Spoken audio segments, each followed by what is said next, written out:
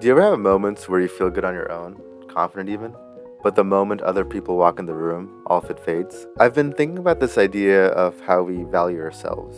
How the idea of being confident involves believing in yourself, becoming more competent, learning how to value your own self validation. And it's something which I've practiced a lot, and with it, have been able to find myself enjoying my own company. And in those moments, even feel secure.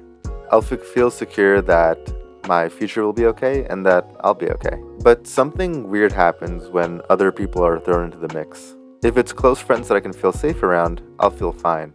But if it's strangers, even normal friends, it's like that confidence goes away. It's almost like I have this hidden self which believes in himself, is confident in himself, but the moment other people come around, it's like that belief vanishes.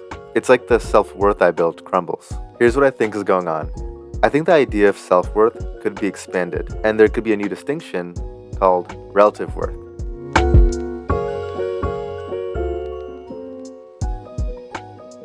We'll say relative worth is your feeling of value relative to others. It's how much you're able to value yourself and what you offer relative to how much you believe another person should care about it. So let's say if you have low relative worth, you'll probably believe that you as a person, your ideas, your thoughts, are not worthy of sharing and that other people won't care.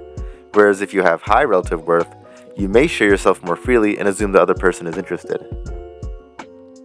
You might be thinking, isn't this just self-worth? Yes, it is.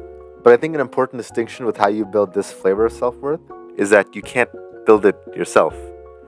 By default, the value of your relative worth will be based on the feedback you get from others. I think people build their self-worth, their competence, and as they get better reactions from people, they assume that they're becoming more confident. And they might be, but I think it's only part of the puzzle, as I think what's also happening is that they're in a positive feedback loop of validation, which also makes up their conception of their value. And so here's the distinction, and maybe even the scary part of relative worth. You can't build it yourself. And honestly, I think that sucks. Because personally, I wish I could do it all myself. I find it scary that I would have to rely on others for something so integral to my well-being. But thankfully, a lot of the things you do on your own to improve your sense of well-being will naturally create this positive feedback loop anyways. For example, if you exercise seriously on your own for a while and get significantly more in shape, whether you want to or not, you're going to be more appealing to people who've done the same, as well as people who admire a nice body. Or let's say you become really in touch with yourself, reduce the impact of your insecurities, and are able to be a more grounded, positive person. Whether you like it or not, if you start expressing yourself authentically, you're going to be more appealing to people who enjoy being around others with good energy. Thus, starting the positive feedback loop that will build your self-esteem and sense of relative worth. So this brings up two questions. One, how do you display the work you've done on yourself?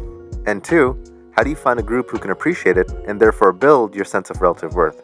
For the first question, depending on what you worked on, it'll either be evident naturally or you can start to communicate about it authentically. For example, if you're jacked, you're going to look jacked. One step here would be to stop hiding it or to accentuate it by wearing tapered or tighter fitted clothing. Whereas if it's less evident externally, such as you worked on yourself more generally, then it would come down to you working on identifying your insecurities that make it difficult for you to express that authentic part of yourself, and then to choose to be more authentic anyways. For the second question, this can be kind of harder, but the answer I've been finding is to actually look for it specifically, as in, start actually looking for a group that'll enjoy your authentic expression. And this is going to be scary, as you may have to face the possibility of being more authentic and getting rejected for that.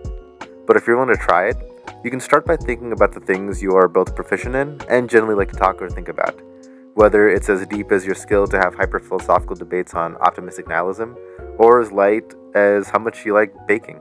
Then, as you slowly reveal more authentic parts of yourself and get accepted, even appreciated for it, you start the positive feedback loop that will build your relative worth.